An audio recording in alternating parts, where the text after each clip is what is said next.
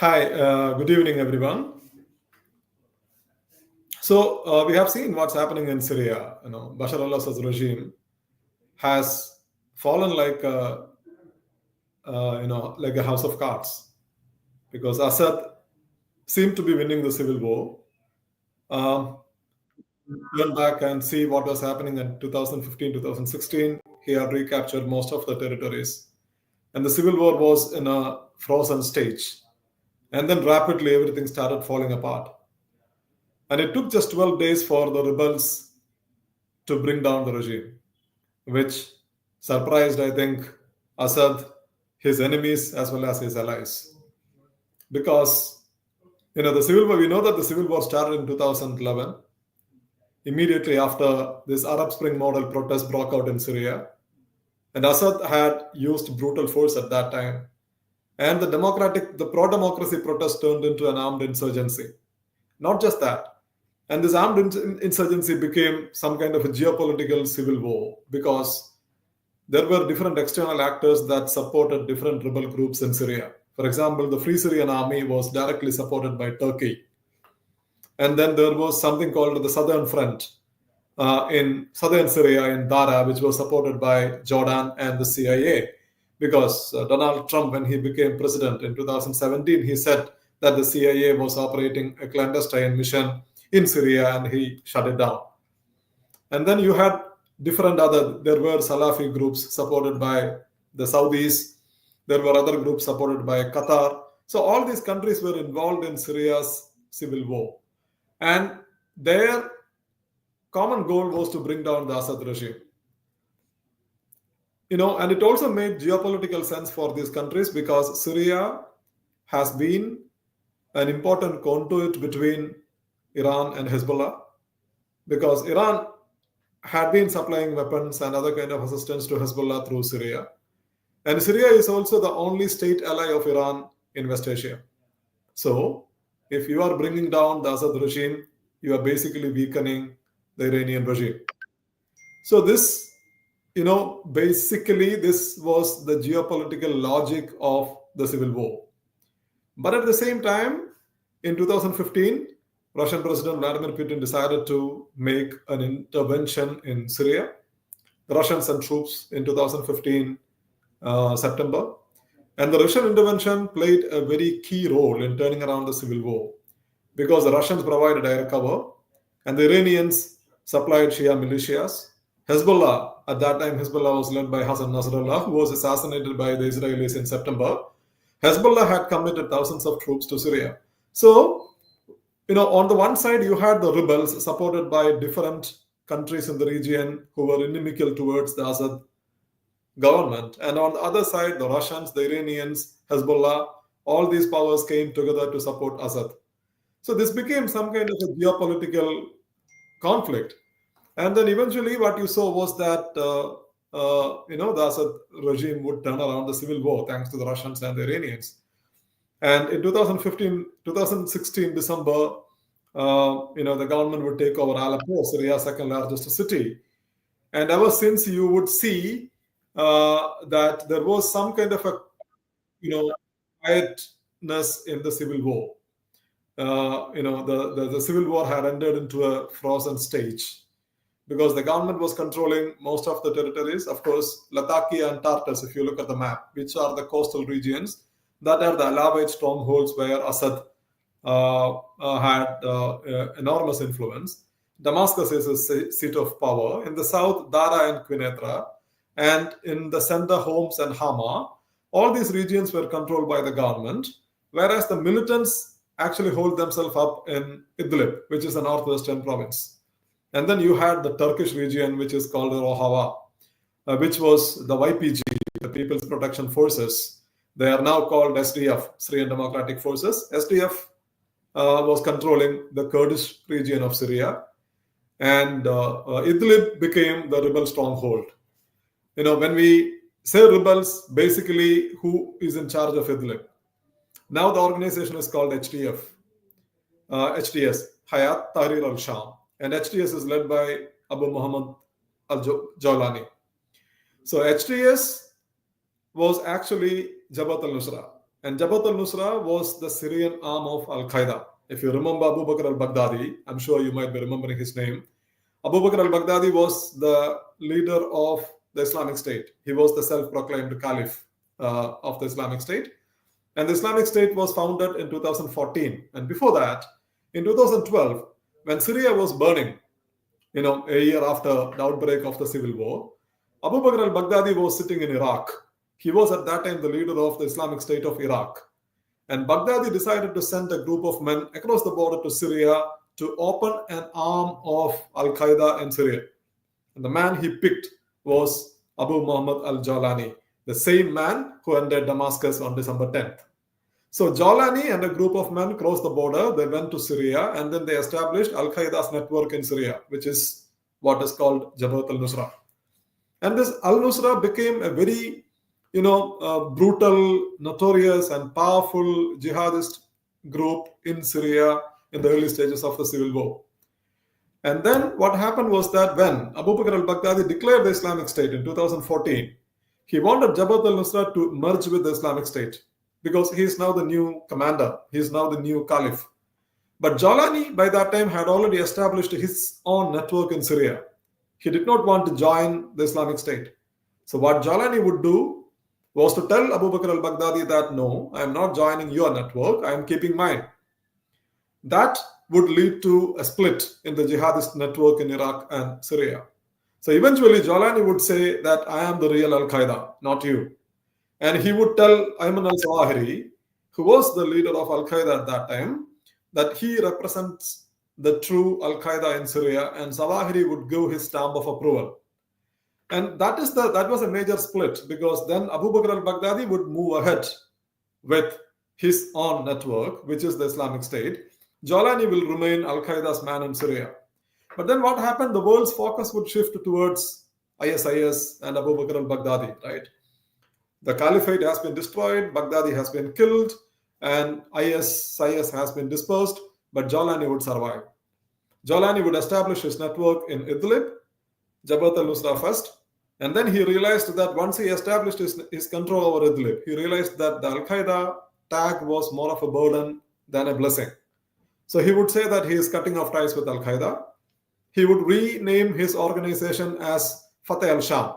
Initially it was called Fateh al-Sham, and then he would rename it again in 2018 as HTS, Hayat al-Sham, which is the current name of his organization.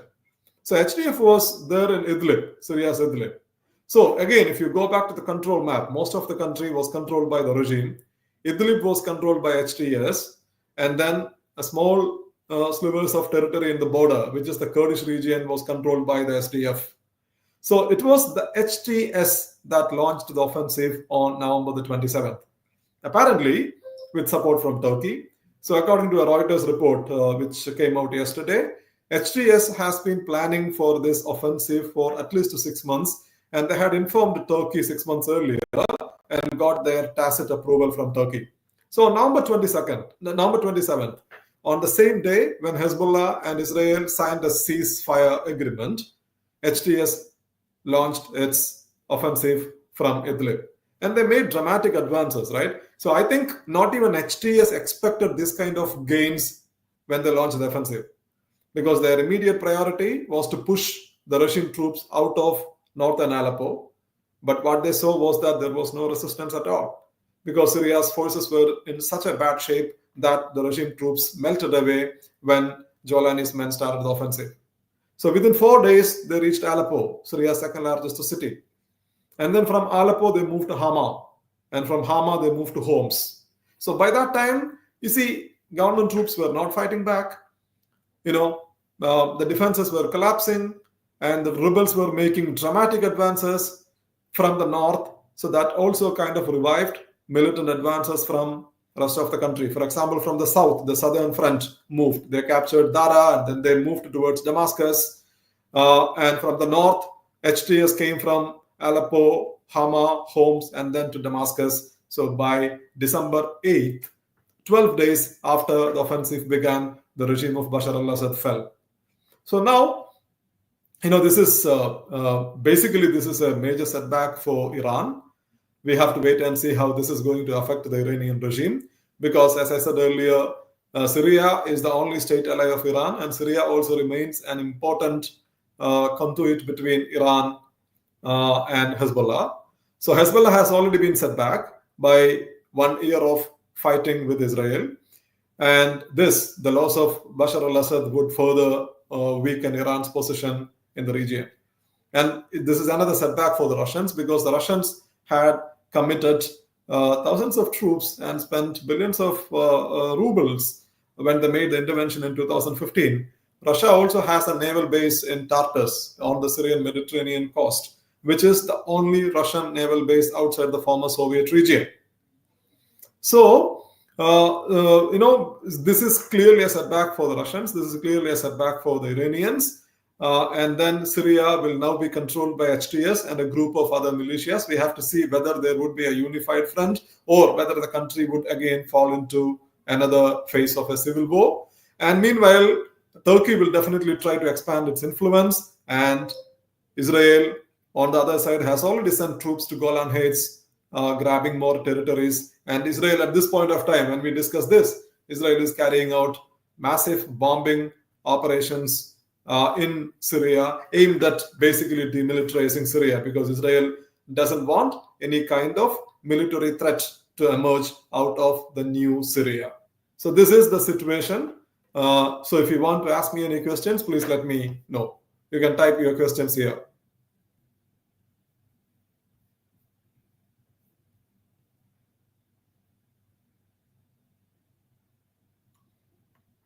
So, so one question is this: how are the global powers are responding, including US, Russia, and China?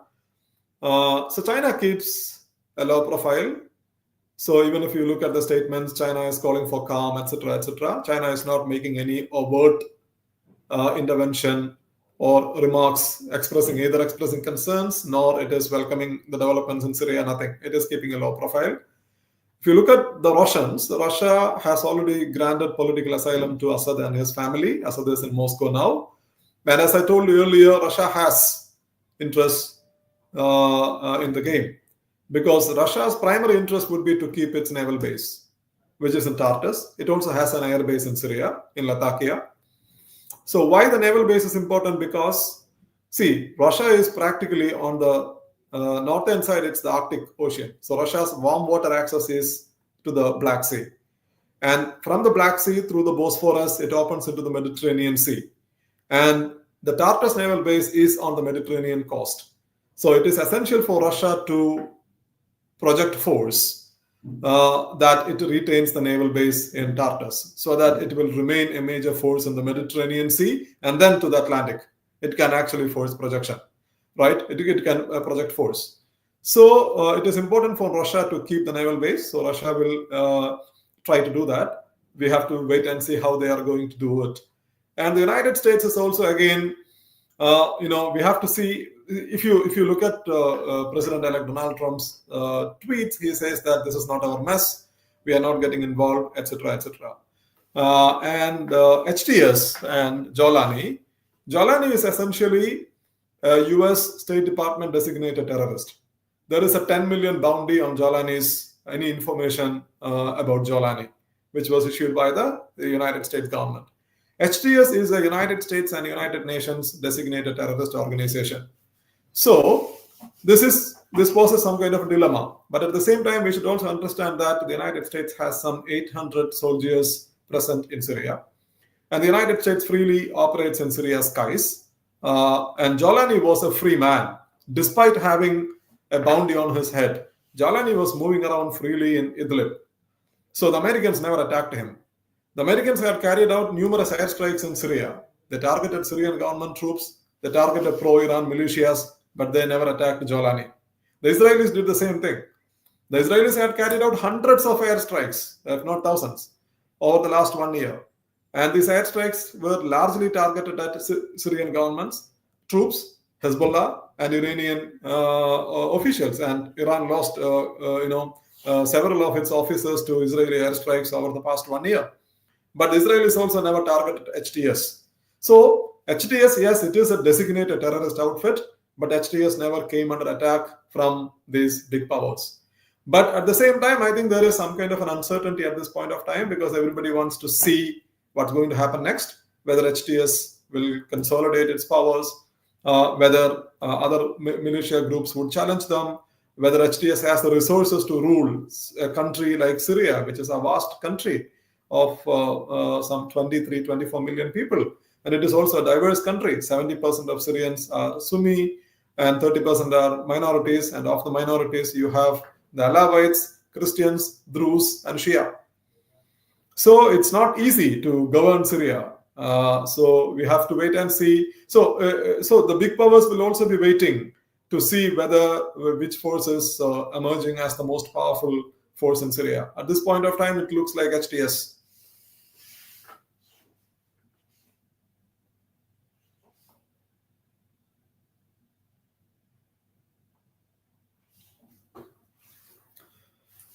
See, so what happened? The impact on the question of Palestine. So interestingly, Hamas has welcomed the fall of the Syrian government. That is the statement I saw earlier in the day.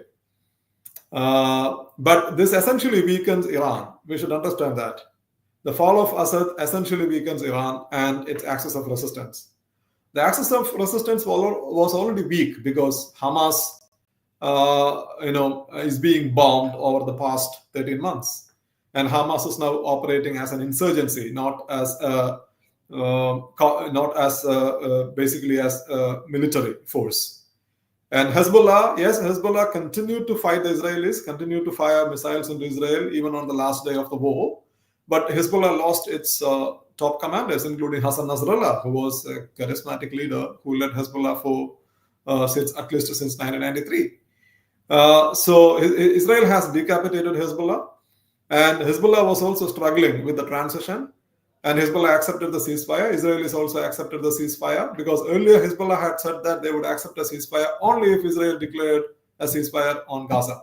But Hezbollah still accepted the ceasefire when Israel continues to bomb Gaza. Even today, 25 people were killed in Gaza by the Israeli airstrikes, right?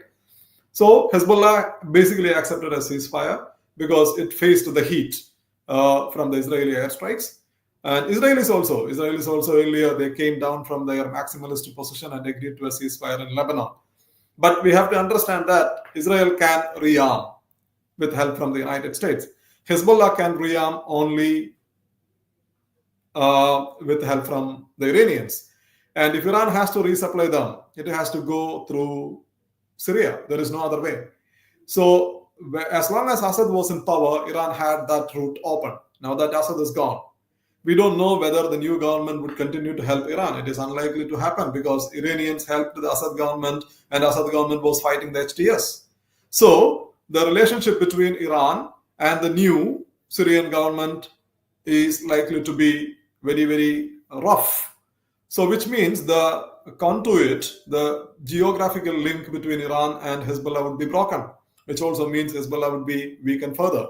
So the axis of resistance has taken a setback at this point of time, which means the Palestinian cause would be further weakened, because Arab countries are not going to do anything much at this point of time. And Israel, you see how Israel is behaving after Assad has fallen. Israel has captured more territories in Syria's Golan Heights because Israel sees this as an opportunity. There is no central authority in Syria. There is no armed forces in Syria. The rebels had taken Damascus, but it will take time for a government to emerge. So there is a vacuum.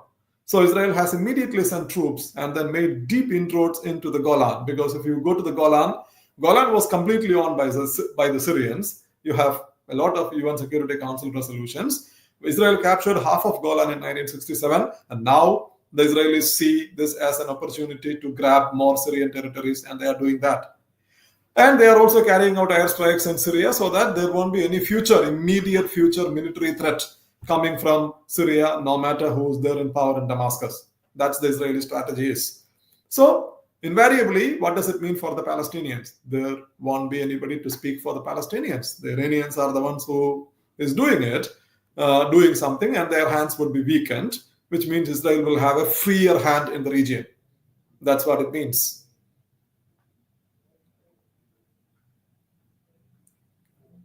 What is the position of the PKK? See, we have to understand one thing. The PKK is in Turkey, which is the Kurdistan Workers' Party. And PKK has been banned in Turkey. It is called a terrorist organization in Turkey, as well as other countries in the West. They have designated the PKK as a terrorist outfit. And the PKK leader, Abdullah Öcalan, is in jail. On the Syrian side, what you have is the YPG, the People's Protection Forces. So YPG is the militia of the armed wing of the Syrian Kurdistan, which is Rojava, the Syrian Kurdistan government. So PKK is across the border in Turkey. Okay, so basically YPG and PKK are brothers, ideological brothers.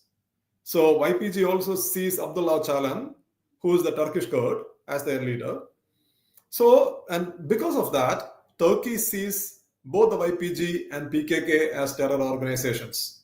So when the YPG got autonomy back in 2011, after the civil war broke out, Turkey got alarmed because just across the border, now a new Kurdish autonomy government is taking shape, which is not good news for Erdogan.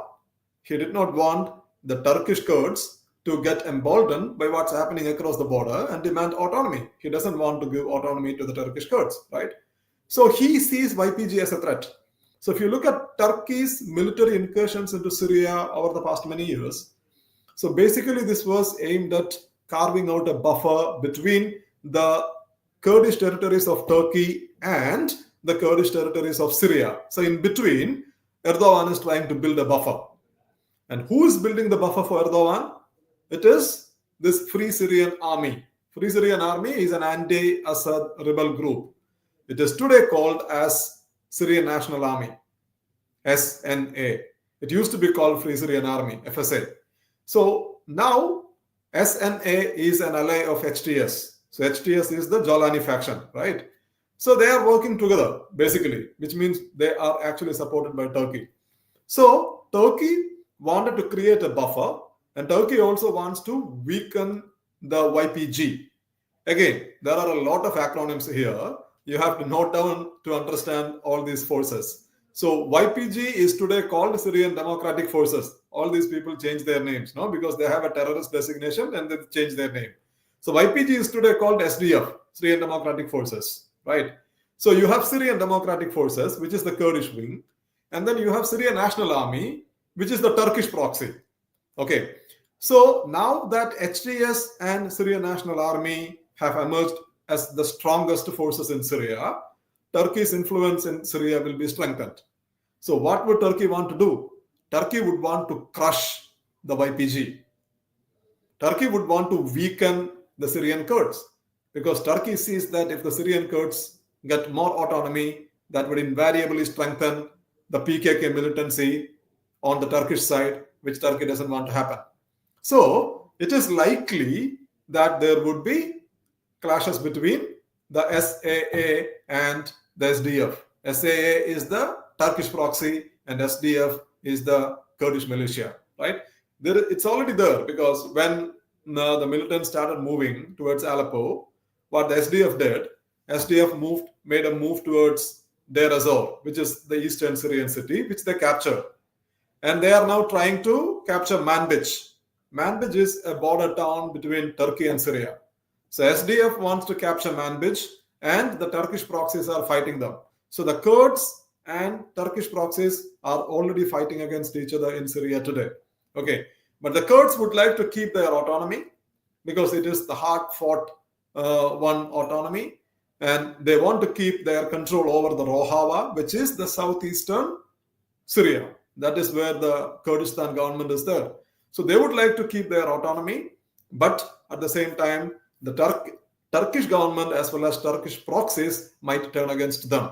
So this is one of the fault lines of the new Syria.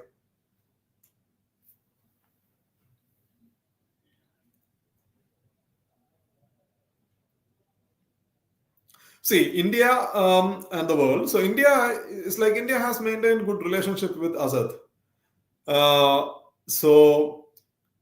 Which in that sense, we can say that this the vacuum in Syria would pose challenges. But at the same time, Syria is not that important for India, like Saudi Arabia or other Gulf countries in the region. So our relationship with Syria, we enjoyed largely good relationship, but the relationship is still limited. So there won't be any immediate impact on India's larger presence or India's larger ties in West Asia. But at the same time, Assad's fall poses a lot of other questions, right? As I told you earlier, there is a vacuum now in Syria. Who's going to fill in that vacuum? HTS might form the next government. Who is HTS? HTS is al-Nusra. And who is al-Nusra? Al-Nusra is the Al-Qaeda arm in Syria. And Jolani now says he is a changed man. He says Syria's diversity will be respected, etc., etc. So first of all, we have to see whether he is being truthful or whether he is making statements to win over different segments. That is one thing. He could change his colors once he becomes the new ruler of Syria. And then secondly, even if he is serious about what he says, his organization has a different ideology and structure.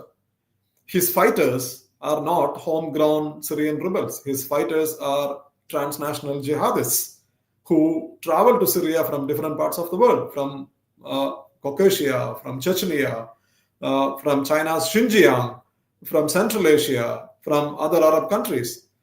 So they travel to Syria to fight Assad because Assad, it is their responsibility to fight Assad. It's jihad against Assad. So that's why they joined HTS. So HTS at its core is Jabhat al-Nusra, and Jabhat al-Nusra was Al-Qaeda. So we have to see what happens to regional security once they capture power. Because when the Islamic State captured power, Islamic State continued to expand, continued to export terror, which invited a global response. The Americans, the Iranians, the Russians, the Syrians, everybody came together. And the Iraqis, they fought the Islamic State. So now, and Islamic State's physical caliphate has been destroyed. And now Syria is a very important country. It's historically called al-Sham, which involved Syria, Palestine, and Lebanon. Palestine, when I say Palestine, that includes today's Israel. I'm talking about historical Palestine. So all these regions, they came together and they used to be called al-Sham. And Damascus was the seat of power of the Umayyad dynasty, Umayyad Caliphate. The Umayyads came after the Rashidun Caliphate, the early Caliphate of Islam. So Damascus is a very important city, historically speaking. It used to be the seat of power of the Umayyads. And Syria was part of the Ottoman Sham. So it's a very important country. So in such an important country, in such a capital, you now have someone like Jolani, Muhammad al-Jolani as the new leader. So its implications could be far-reaching. So we have to see who is emerging to power in Syria and what role the HTS is going to play and what role the HTS's transnational members, jihadists, are going to play. So all these issues pose security challenges to different actors in the region.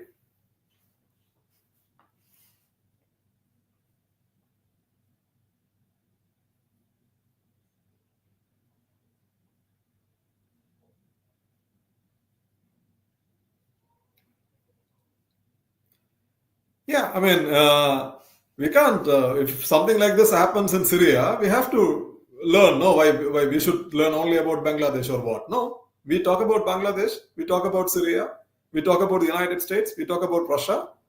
So, as journalists, we have to report what's happening around the world. As students of international relations, which includes you and me, we have to learn what's happening in the world. It's as simple as that.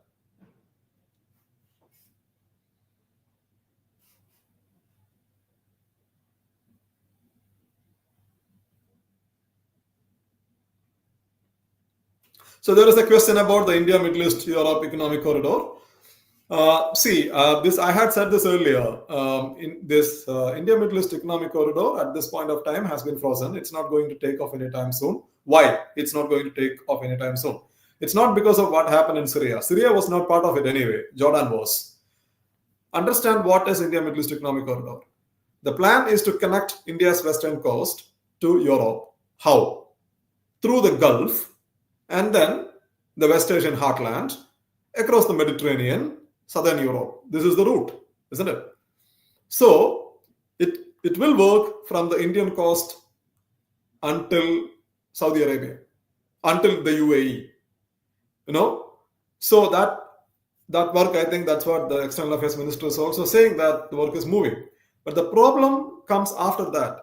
From India to the UAE, UAE to Saudi Arabia, Saudi Arabia to Jordan, and then from Jordan it has to link up with Israel.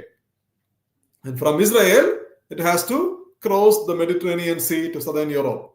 The problem here is that Saudi Arabia and Israel have not recognized a relationship. They were in a very advanced stage of normalizing ties, recognizing each other. When? In September 2013. And then in October 2013, you had the Hamas attack, following which Israel launched its war on Gaza, in which 44,000 people were killed, 100,000 people have been injured, and almost the entire Gaza has been destroyed. 2.3 million people have been displaced in Gaza. And after that, the Saudis now say that they are not going to normalize ties with Israel unless Israel offers a path towards creating a Palestinian state. What kind of a Palestinian state? A Palestinian state based on the 1967 border with East Jerusalem being its capital. This is the Saudi position is at this point of time. So, what does it mean? It means the Saudi-Israel normalization is not going to happen anytime soon. It might happen in the future. I'm not ruling it out completely, but it's not going to, they are not in a hurry to do that. So as long as the Saudi-Israel normalization doesn't happen, the India-Middle East Economic Corridor is not going to be complete. So it's not going to take off. So this is the major challenge we are facing at this point of time.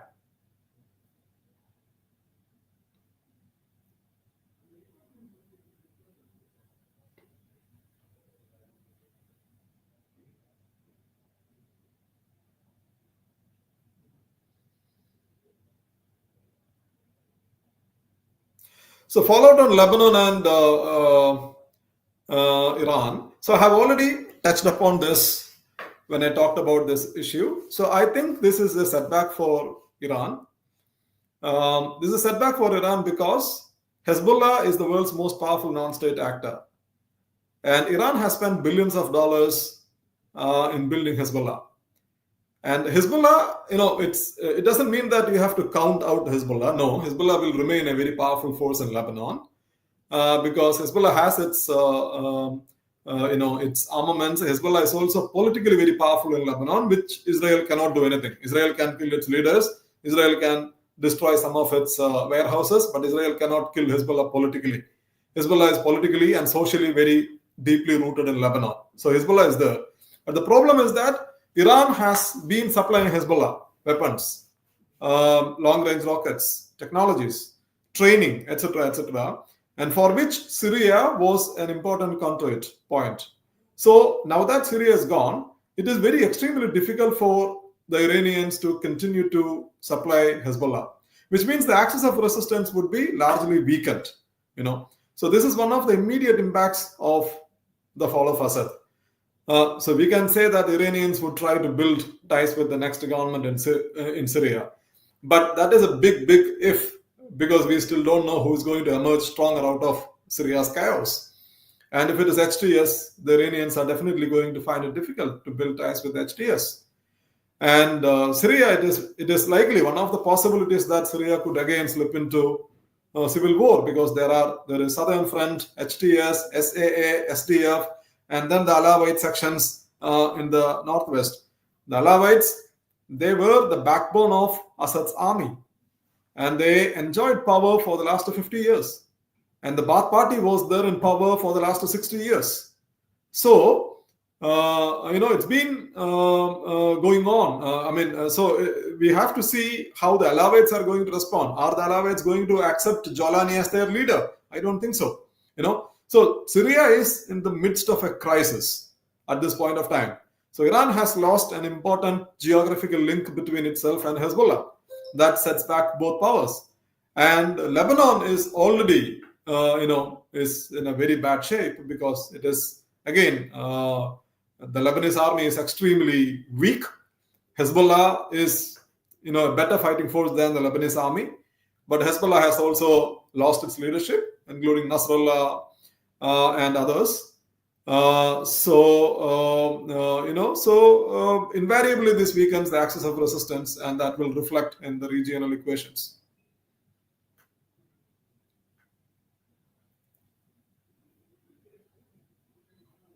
Will Syria face more instability? I don't know, but we have to wait and see. That's my whole point.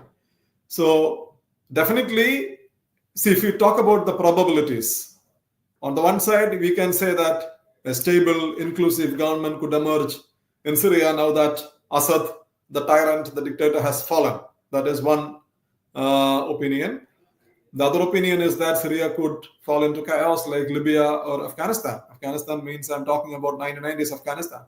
What happened to Afghanistan is basically a lesson, because when the communists were there in power in Afghanistan, when the Soviets were there in power in Afghanistan, the Americans, the Saudis, and the Pakistanis were working together, supporting and funding the Mujahideen to fight the communists and the Soviets, the communist government in Afghanistan and the Soviets. The Soviets were forced to withdraw in 1989. And 1991, Soviet Union collapses. 1992, the government of Mohammad Najibullah collapses in Afghanistan. So until Mohammad Najibullah's collapse, all the rebel factions were coordinating with each other against the Najibullah government. They had a common enemy. So once Najibullah fell, the Mujahideen, the Tajiks of the Mujahideen formed the government. And then the other sections, the Pashtuns, the Uzbeks, they all felt left behind, and they started fighting against the new government. So Afghanistan actually fell into a deeper trouble after the fall of Muhammad Najibullah. This is one example. Look at the case of Libya. Muammar Gaddafi. Gaddafi is also again called a brutal dictator, etc., etc. It could be true, But what happened was that in 2011, Gaddafi was sacked from power by NATO. And then what happens to Libya? So they, at that point of time, they said that NATO liberated Libya from Gaddafi's murderous regime. But Libya fell into chaos. Now there are two governments in Libya, two parliaments in Libya, multiple militia groups in Libya. We are talking about one of the most stable countries in North Africa. And in Libya, the state withered away from 2011 onwards. So it is likely possible that Syria might also go in the same direction, because Syria is also, again, a very diverse country. And Syria has different militia groups. And all these militia groups actually represent conflicting interests. And these militia groups are supported by external actors. Turkey would like to advance its interests. And Jordan would like to advance its interests from the south. And the Americans have a military presence in Syria. They would like to keep their interests. The Syrians, the Iranians might like to keep their influence, existing influence in the region. And the Russians would like to keep their presence, their naval base in Syria. So you see this, a broken country with different militia groups supported by different countries. And then there are, the presence of external actors. So this is a very explosive situation.